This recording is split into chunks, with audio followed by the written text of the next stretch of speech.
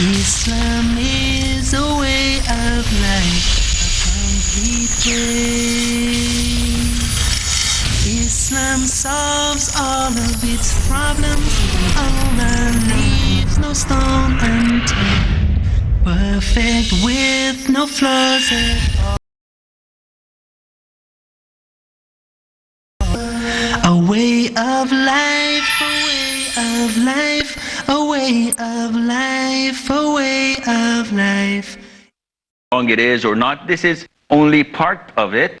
It's not even like 2% of the deen. You mean the beard, not the length of the beard? Of course. Right, yeah. Yeah, to be abiding by the Quran and Sunnah. Any brother who agrees to abide by the Quran and Sunnah and practices Islam, then this is half of the qualities needed.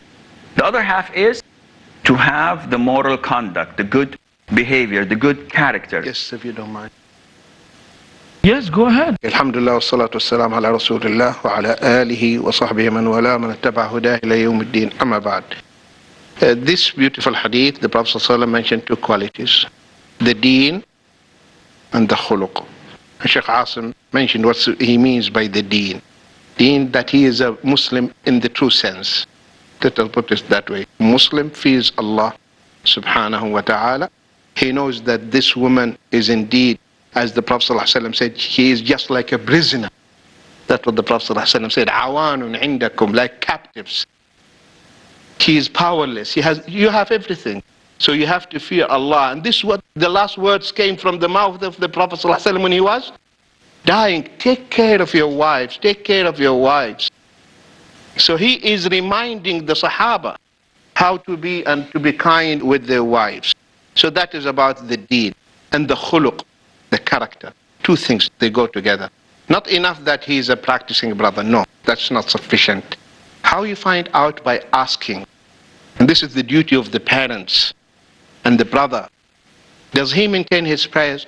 Ask his parents, ask his friends, ask. We have to do our homework to know about the character of this person. Not by, should not, also sometimes the brothers are deceived by the looks, and the sisters as well. MashaAllah, he is this, he's half of the Quran, he is this. That's not enough. See the criterion that the Prophet ﷺ put when that lady Sahabiya came to him ﷺ and said, "Oh Prophet of Allah, I'm confused, please help me." Three of your companions proposed. Muawiyah ibn Abi Sufyan, Abu Jahm, and Usama. I don't know whom to choose.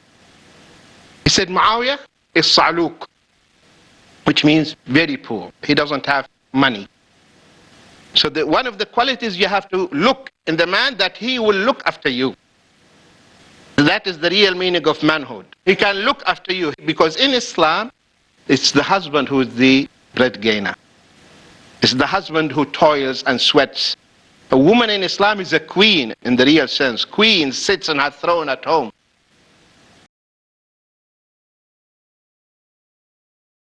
The shopping, you are the one who does everything. That is your responsibility in Islam. So he said, don't marry him, because he cannot look after you. He cannot spend over you. You know that one of the Sahaba, when the woman offered herself to the Prophet ﷺ, and he didn't accept that, one of the Sahaba said, let me marry her.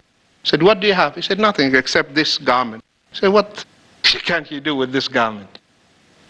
So you have to look after your wife. Then the second one, the Prophet ﷺ said about Abu Jahm, that he beats the woman. That clearly he said, ﷺ, very temperamental.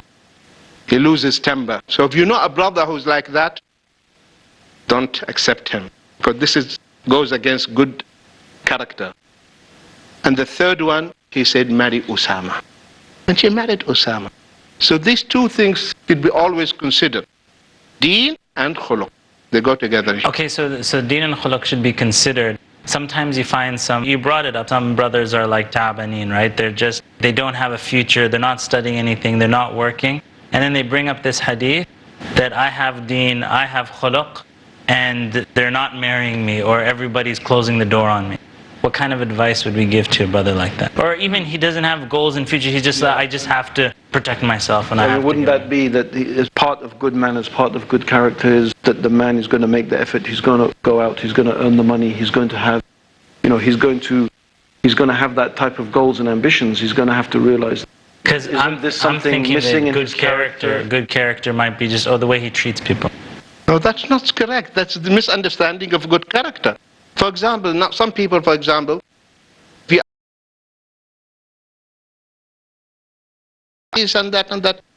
But the same person, the way he treats his mother, the way he treats his father, is horrible.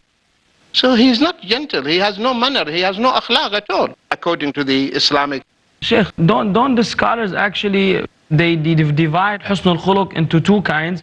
حسن الخلق مع Allah and مع الخلق. يعني a part of حسن الخلق is the way the servitude that one has towards Allah, abiding by the rules. The creator and the creation. When revelation, is presented, he doesn't object and, use science, for example, to reject the Quran. That's حسن الخلق with Allah Azza wa Jal. So I remember the scholars say, if someone doesn't behave in this fashion, even though he may be kind with the people, he actually doesn't have حسن khuluq in the ultimate sense of the word. And so someone who doesn't want to work, he could get educated, but he doesn't choose to do so, then we have to take away from حسن khuluq according to the level of carelessness that he is upon. And if I may add, Sheikh Muhammad mentioned is correct. See, the hadith of Fatima bint Qais, when she came to the Prophet asking him about these who are proposing to her, Muawiyah, we know, he's a companion. He is one of the scribers of the Wahi, so his religious commitment is, mashallah, at the max. And he comes from a very noble family, and his character is good. Yet the Prophet told her, because this deficiency in finance, he would not be able to take care of you, there's someone who's better than him. Not only that, when you go to the hadith of إِنَّمَا الْحَجُّ عَرَفَةً, that Hajj is to stand on Mount or by Mount Arafah. Al-Hajj Arafah. So does this mean that we neglect the remaining pillars? Definitely not. But this is the most apparent pillar visible to us or available. Likewise, mainly speaking, 99%, those who have good character and good religious commitment, usually they are perfect, they're good. There might be a black sheep of the family or a colorless sheep, if you want, that does not have this. But usually, when we say that someone who has good character and good religious commitment, and he doesn't have a job, and he's happy of not having a job, and he's proposing to people, definitely there is a deficiency in this person. And that is why I think we should define what do we mean by kind and humble, and that is it. Because weakness is not a good character, and being arrogant is not a good character. So you have to look into it. I personally think that among the things mentioned in the hadith of Fatima bint Qais, may Allah be pleased with her, that he should be generous. That the woman should look, and this is an important character, because generosity solves a lot, and I mean a lot of problems, and prevent them from even happening in the first place. So if someone proposes to a sister, she should ask and investigate. And this, by the way, it happens, and it happened in the past. To me, I get a lot of brothers coming after a salah, and they say, Sheikh, do you know this particular person? I say, Wallahi, akhi, the name does not ring a bell. But I don't, after all, know all the congregation. Where does he live? He says he lives in that house, he looks like this and that. And I say, I've never seen him pray in the masjid. To tell you the truth, I'm sorry. He said, Jazakallah khair, this is more than enough. And I ask why. And he says, my sister, this man proposed to her, and he has a very good job, and he is from an influential family and a good lineage. But she said, this is my most important condition that comes at the top of the list. Does he pray Fajr in the masjid and the rest of the prayers? If he doesn't, don't ask about any other question. Before we go on, we're going to take a short break. Stay tuned, we'll be right back, inshallah. A way of life, a way of life. Assalamu alaikum wa rahmatullah, welcome back. So generosity solves a lot, and I mean a lot of problems, and prevent them from even happening in the first place. So if someone proposes to a sister, she should ask and investigate. And this, by the way, it happens, and it happened in the past. To me, I get a lot of brothers coming after a salah, and they say, Sheikh, do you know this particular person? I say, Wallahi, akhi, the name does not ring a bell. But I don't, after all, know all the congregation. Where does he live? He says he lives in that house, he looks like this and that. And I say, I've never seen him pray in the masjid, to tell you the truth. I'm sorry. He said, Jazakallah khair, this is more than enough. And I ask why. And he says, my sister, this man proposed to her, and he has a very good job, and he is from an influential family and a good lineage.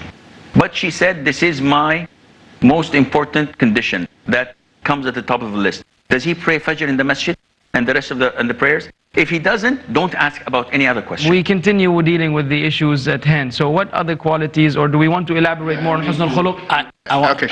I wanted to, another thing that we see men do, or even you could say boys, they want to get married, and they think that the only criteria is inna akramakum indallahi atqakum. You know, that the most noble amongst you is the one who has the most taqwa. So this guy comes to get married, he proposes, he gets the door shut in his face, and then he makes it an Islamic issue. That they're not, you know, they're not following Islam, they're closing the doors. What advice can we give to you? This brother, we tell him, sorry, you don't know your Islam very well. You need to understand the deen. And don't you hear what your Prophet is saying, sallallahu alaihi wasallam? What did the Prophet sallallahu alaihi wasallam, didn't he say the upper hand is better than the lower hand? Because the upper hand is the one that spends. Why did Allah give you qawama? That you are the man and you have this degree. What is that degree? That degree because and not only this, it is very important if a woman, for example, and some of the problems that when a woman is working and she is earning and she is spending in you, she will be always looking upon you. Who are you? Because she doesn't feel that you are a real man. So this brother, we tell him, brother, before you knock on people's doors asking for the hands of their daughters, be a real man. Okay, that you are responsible, that you look after a family, because at the end of the day, when I give you my daughter, I want to sleep peacefully, that my daughter is living peacefully, happily, and there is a man protecting her and looking after her. And the ulama, they commented on this hadith that Prophet ﷺ, when he advised the Sahabiyah, they said he mentioned the qualities that pertain to the marriage issue. See, what are relevant to the marriage issue. And they say that's why when you are asked about someone comes to you and say, so-and-so wants to marry my sister or daughter. Don't tell, mashallah, he is this, he is this. No, tell him negatives. The negatives, what are going to affect the marital life. That's why the Prophet ﷺ said, Muawiyah cannot look after you because he doesn't have the means of supporting you. Abu Jahm will be beating you. Okay? So marry Usama. And the lady said, and I married Usama, and mashallah, our life was, mashallah, successful and happy. A beautiful story, something that I saw one year when I went for Hajj. I was talking to the bus driver, and he's a Saudi bus driver, a young brother. And I asked him if he was married. And then he said, I'm actually working now to build up the money so that I can get married.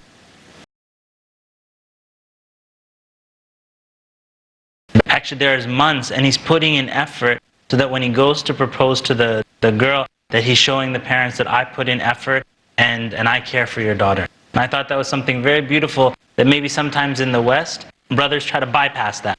They want to get married. Every time they think of getting married, they think they can just walk out in the street, knock on somebody's door and take their daughter and go without putting in effort behind the marriage. And I think that, as Sheikh Muhammad's pointing out, and I know you both have got experience of this, and we did touch upon this a little bit before, that's, maybe this is an issue that's certainly less relevant in Muslim lands.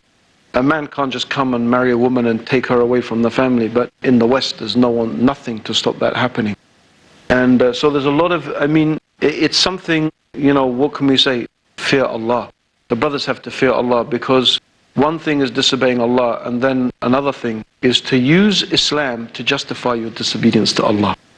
This is the thing. So you come, subhanallah, this is the thing, And so, if you're going to marry, you need to provide for your wife.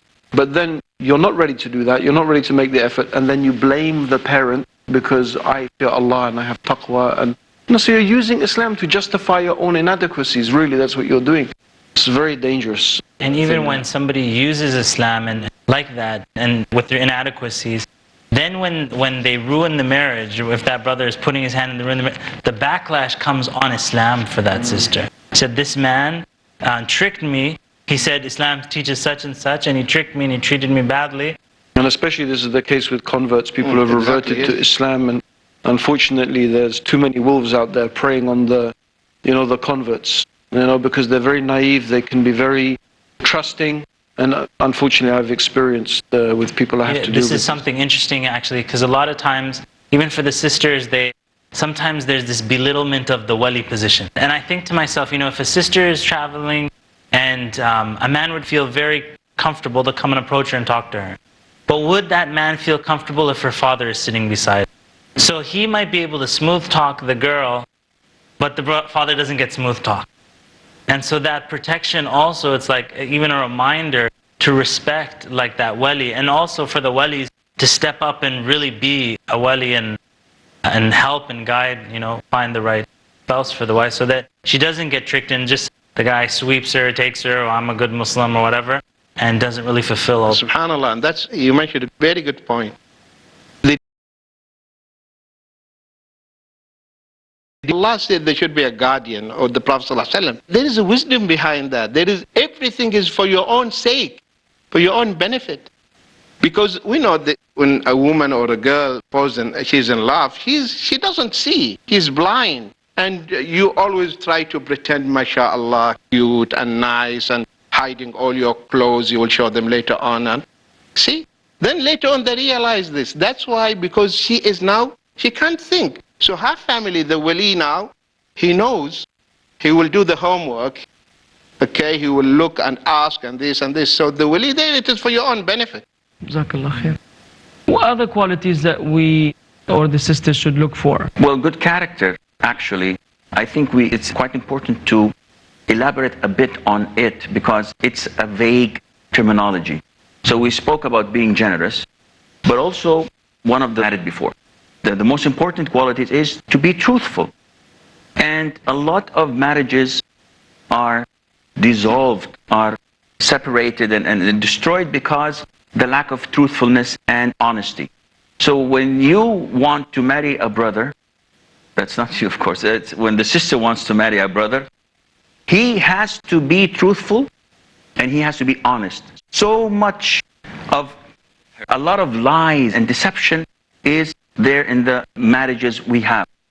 And a lot of the brothers feel that it is halal to lie to your wife in every single aspect, not knowing. He has a deficiency. Can he hide that deficiency? Both of them are not allowed to hide any deficiencies or any defect.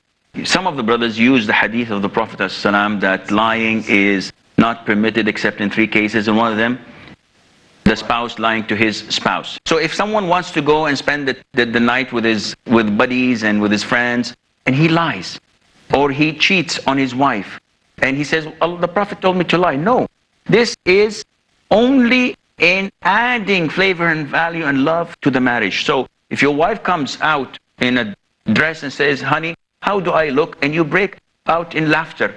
What is this? It's yours or your sister, your daughter's. Look at you. It's almost about to burst and you start laughing. Do you think she's going to love you? If she cooks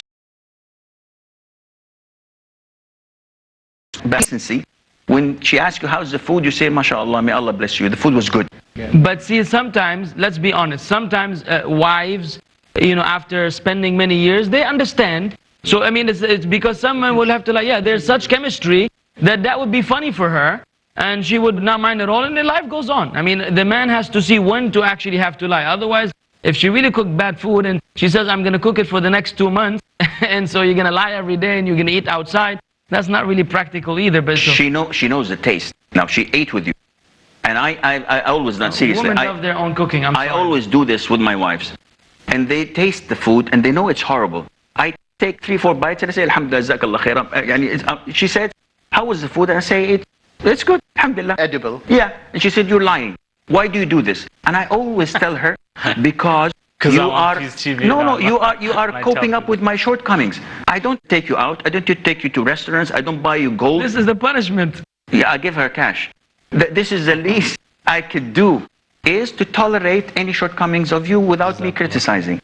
And subhanallah, never ever, when you are invited, when you come back, you say, the food, mashallah, mother of so-and-so, she is so nice, she cooks, and that kills a woman. Really, because inside her she is burning. That means jealousy. So don't ever do that. And this happened to Aisha radiallahu anha. Aisha radiallahu anha, on the day of Safiya, mashallah radiallahu anha, knew how to cook. She sent him food to the Prophet on Aisha's day. What Sayyidah Aisha radiallahu anha did? She took a stone, hit the blade, the food fell on the floor, and the Prophet ﷺ came and see how the Prophet ﷺ reacted. He picked up the food, put it in another plate, gave it to the Sahaba and said, eat your mother. And this is a characteristic, and this is a quality that we should talk about, inshallah, which is tolerance. Okay, well, with that said, we will have to conclude this particular episode, yet inshallah we promise you, bi'idhnillah, to carry on with this discussion in the very next episode. Jazakumullah khairan for being attentive. Wassalamu alaikum wa rahmatullahi wa barakatuh. A way of life, a way of life, a way of life, a way of life. Islam is a way of life, a complete way. Do you know what Islam says? It says that life's the greatest test. It says that life's a borrowed space, returned upon rest. A way of life, a way of life, a way of life, a way of life. Islam